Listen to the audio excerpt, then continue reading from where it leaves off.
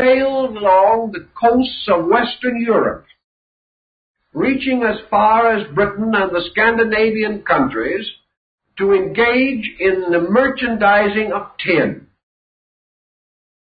And we know that wherever these ancient expeditions came and visited, they left not only the immediate objects of barter, but a cultural impact upon the peoples that they visited.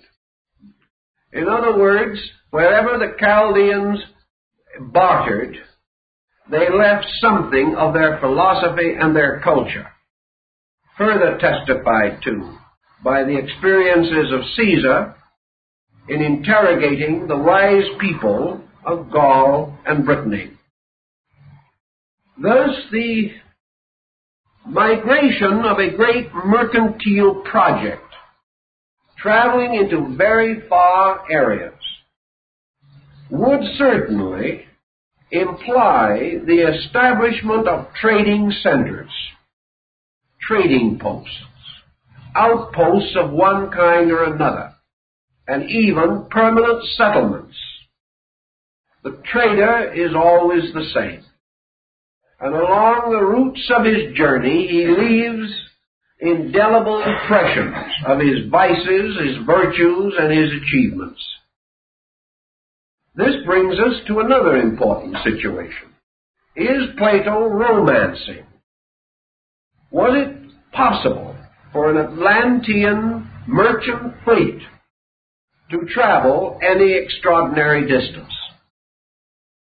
Two questions then present themselves. What was the general geographical state of the Atlantic area at this time? Assuming that the central mountains of the Atlantean continent island, which may have been nearly as large as Australia, perhaps this area was connected with islands or other smaller, unsubmerged, scattered fragments of land, so that contact between Europe and America, by means of this continent and islands, might not have been a great challenge to navigation. The Seminole Indians in Florida have record of a land bridge that once extended all the way from America to Europe. While we may want to think that the Seminoles are not the world's outstanding historians, and there is some ground for this opinion, on the other hand, the Seminoles, like most primitive people, have no reason to misrepresent. It is meaningless to them. There is nothing to be gained, no purpose whatever, because they are not solving any problem and they were in need of no hypothesis. They were only telling the story of their people. They were preserving the record of some migration of their own ancestors, which they regarded as worth preserving. Another point in this situation is, what would be the probabilities of navigation by primitive instruments such as old galleys, sailing boats, or even canoes? There are at the present time in the Polynesian islands huge canoes which have cruising range of over 2,000 miles. This, therefore, tells us that long journeys were not impossible. We know that these canoes are really, in skillful hands, far more practical, serviceable, and efficient than the tiny ships with which Columbus crossed the ocean. That the ancients had the possibility of ships equal to or better than those of Columbus, we have no reason to doubt. The Egyptians, during the dynasties of the Ptolemies, had a great galley of state in which they entertained distinguished guests, which had not only sails, but 3 banks of oars, 2 swimming pools, and a grove of live fruit trees on the deck. We are not informed as to just how seaworthy the ship was, but at the same time, the idea of large vessels certainly goes back much earlier than the rise of the Hamburg American line.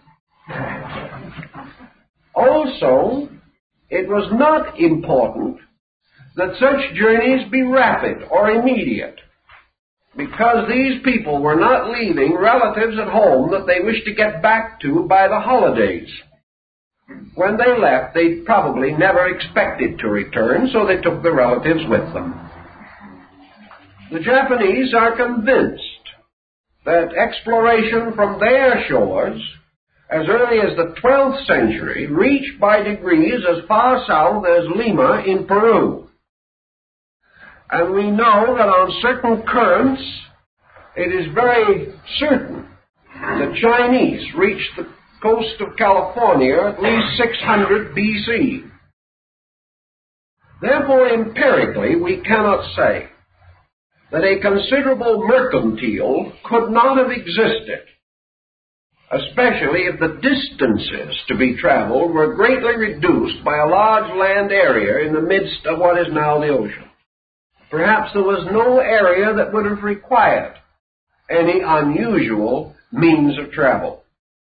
Even as we can follow the Aleutian Islands and things of that nature and make a reasonably safe trip from the Western Hemisphere to Asia.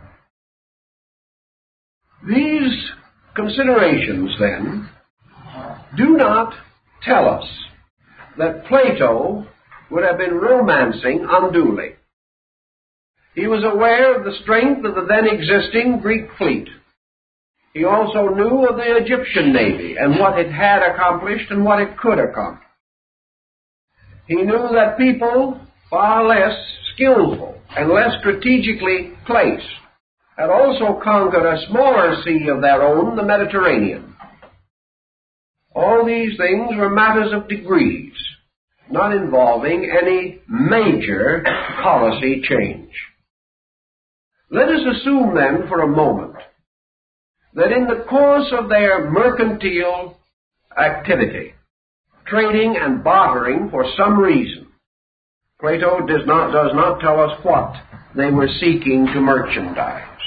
Perhaps like many powerful nations, they had built up a great level of luxury in their own culture, and that their people and their nation, which probably numbered some 60 million at its height, was a tremendous market for rare and remarkable goods from strange places.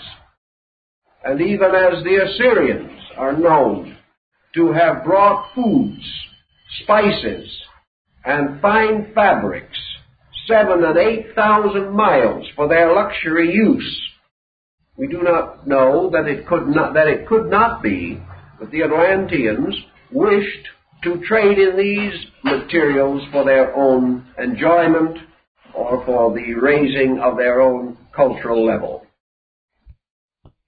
But almost certainly, some kind of colonization had to accompany a large expanding program of mercantile.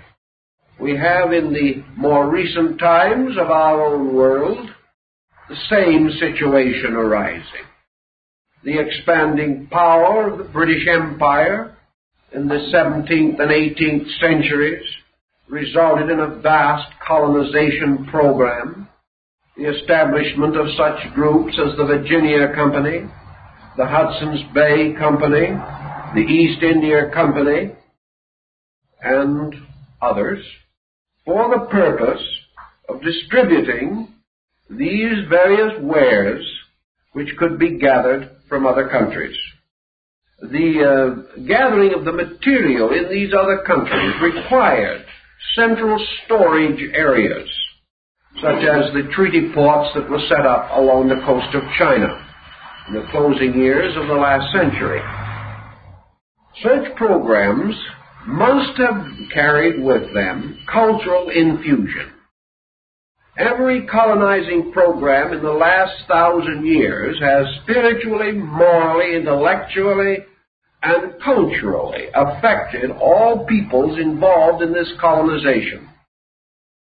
And in spite of the fact that only selfishness may have dominated the original program, these colonizing plans have always finally resulted in the raising of native levels and have opened the way for the future independence of these once colonized and dominated groups.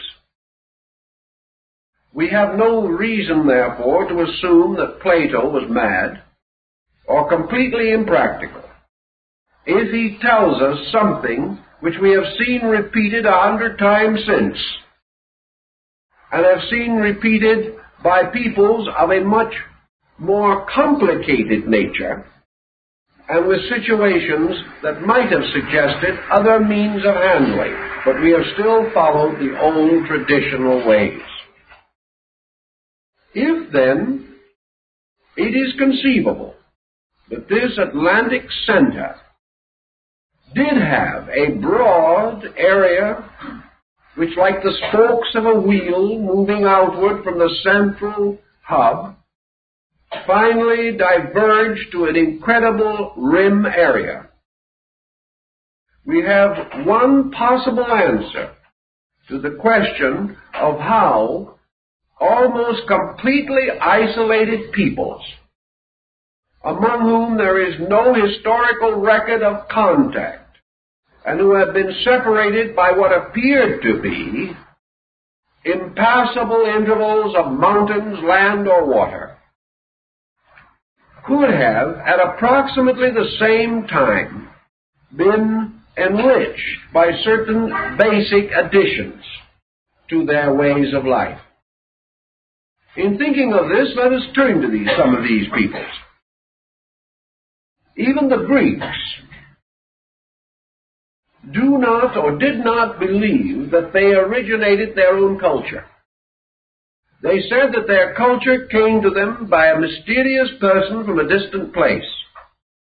If you go into the Polynesians, if you go into the Northwestern American Indians, or the Southwest Indians, or the old Iroquois League, or the Plains Indians, if you go into the Eskimos' culture, or to China, Japan, India, Persia, Syria, Assyria, Egypt, there is not one of these culture groups that will take the responsibility for having originated its own culture.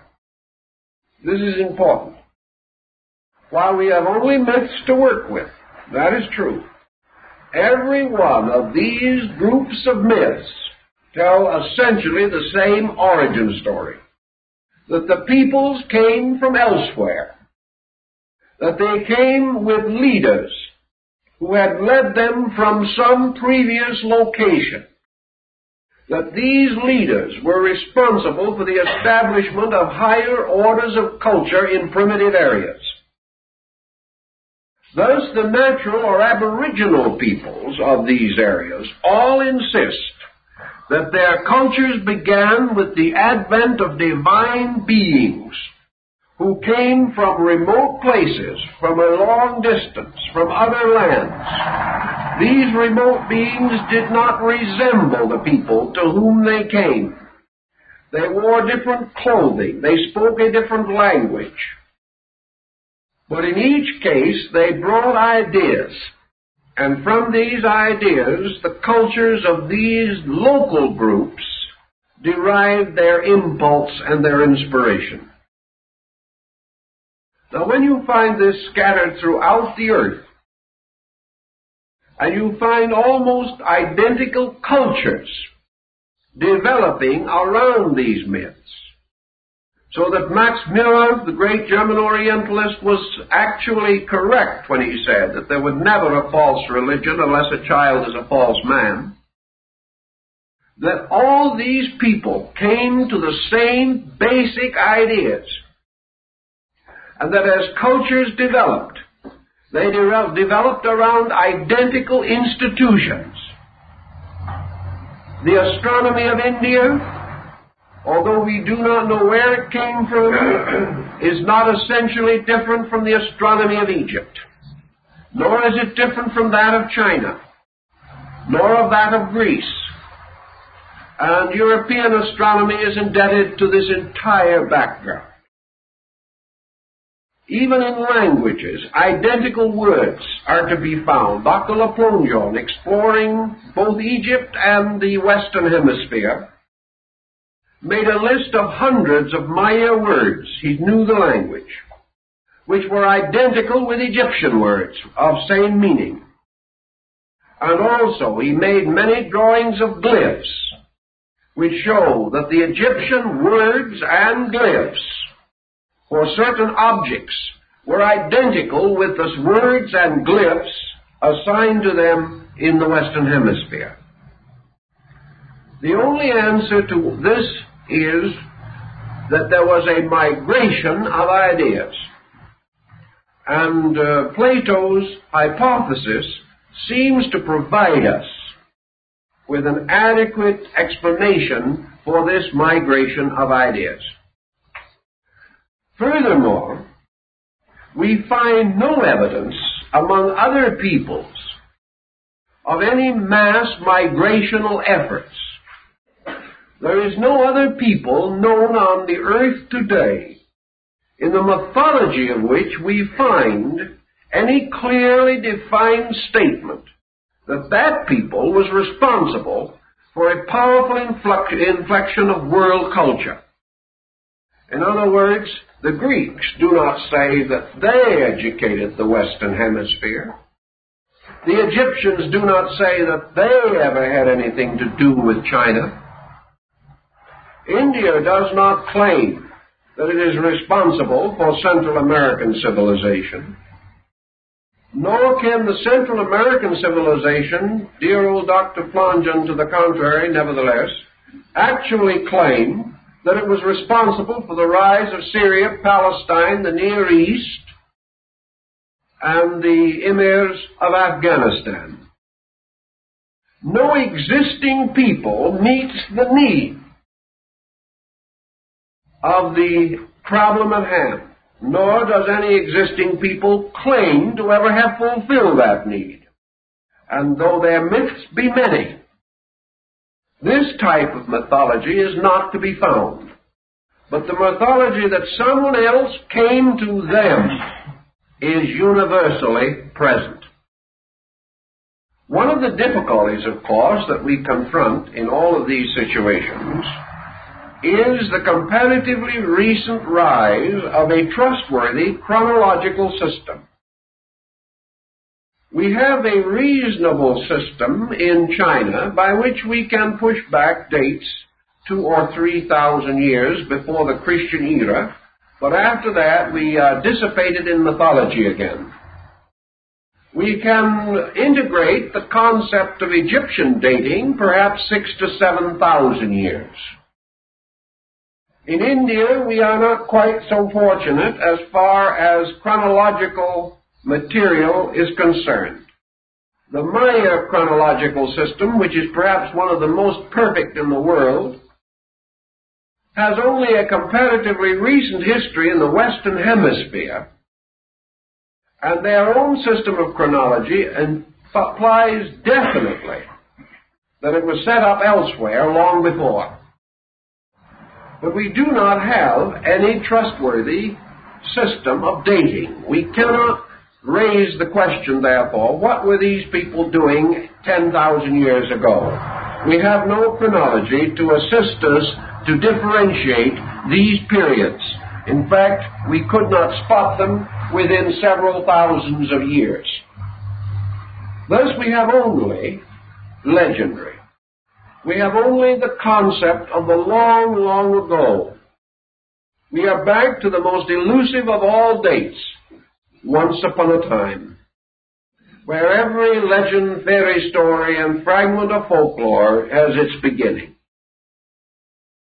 This once upon a time, however, has one interesting, demonstrable element. This once upon a time is related to area. And we are able to gather to some degree a picture of timing from location. We are not even able to fall back upon the trusty old tree rings, because we don't know which trees were there at the moment. We have no way of actually clearing this situation. We have only the broad picture of many peoples to whom things happened once upon a time. We do know, however, that this once upon a time was already in vogue and well used, being accepted as ancient lore as early as 7,000 years ago. We know that the ancient peoples of the valley of the Euphrates and of Egypt referred to ancient times in their earliest recorded works.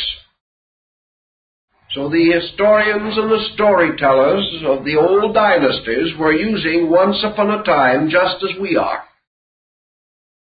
And this must imply that the term originates prior to the rise of these historical states as we know them. If then we shall assume some of these things, we must turn back now and try to appraise our Atlantean. What manner of man was this? Who was he? What kind of a person? Is it true that great scientists and philosophers and scholars flourished in this empire of the Golden Gates 25,000 years ago? Did some strange catastrophe wipe out the first spaceships, aeroplanes? Were these people great scientists?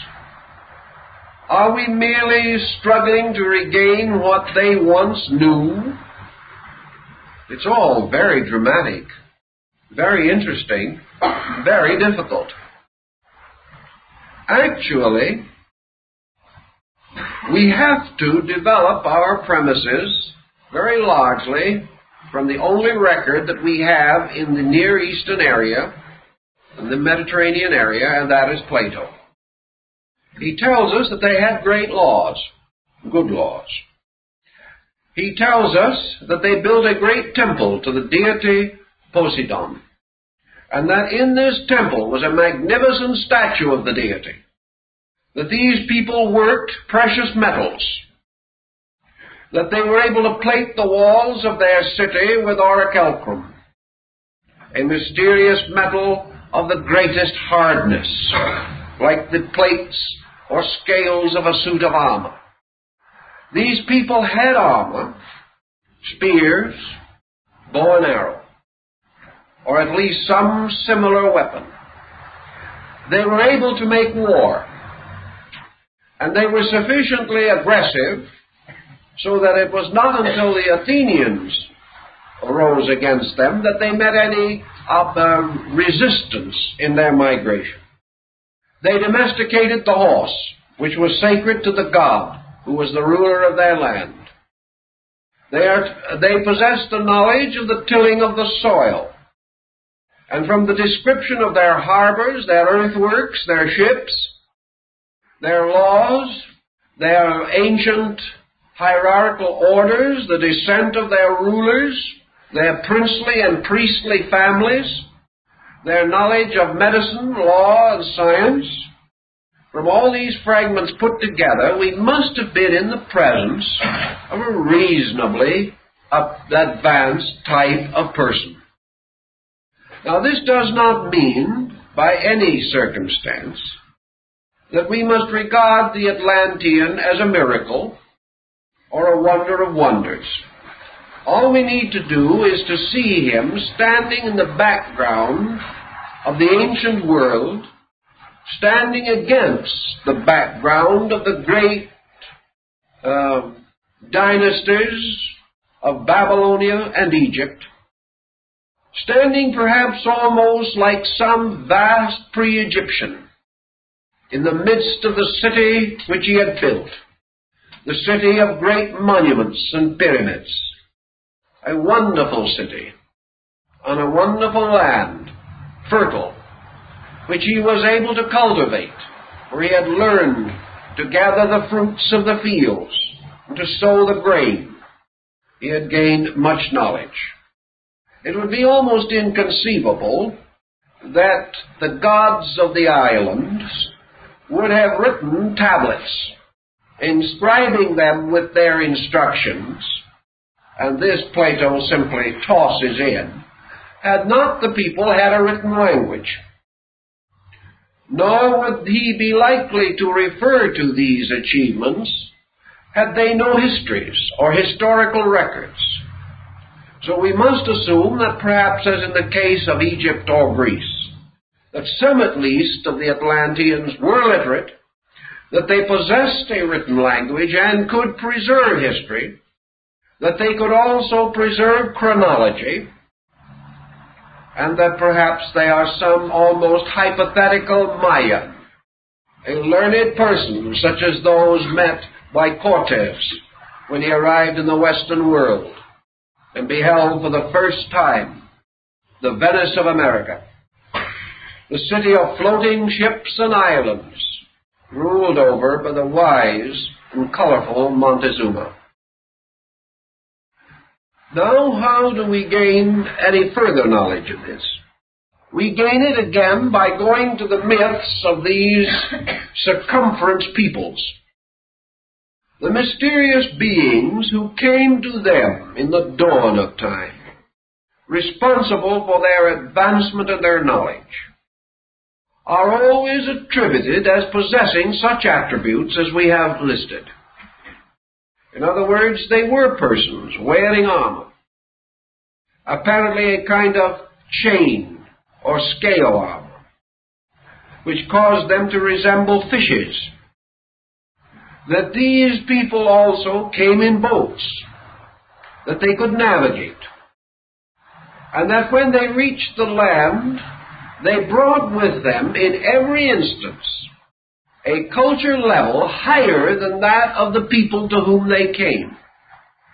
The picture is therefore that at least in the area under consideration, this colonizing was into primitive regions, as was the case in the 18th and 19th century in many cases, and that these various merchants or maritime adventurers actually developed primitive peoples and secured from them valuable commodities. In exchange, they left the inevitable record of their presence. Perhaps they sent missionaries. Perhaps they established permanent colonies. These things we cannot know with certainty. Now, if this was occurring 10, 12, 14,000 years ago, 20,000 perhaps, what was the state of the rest of the world? What was the state of the rest of the world when Great Britain produced its colonial empire? It was not a world of Great Britain and savagery.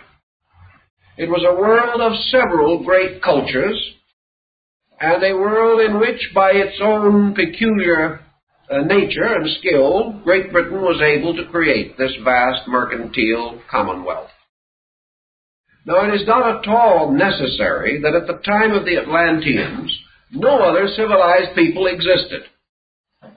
There is much to indicate that great migrations moving from northern Asia were also to be considered as important.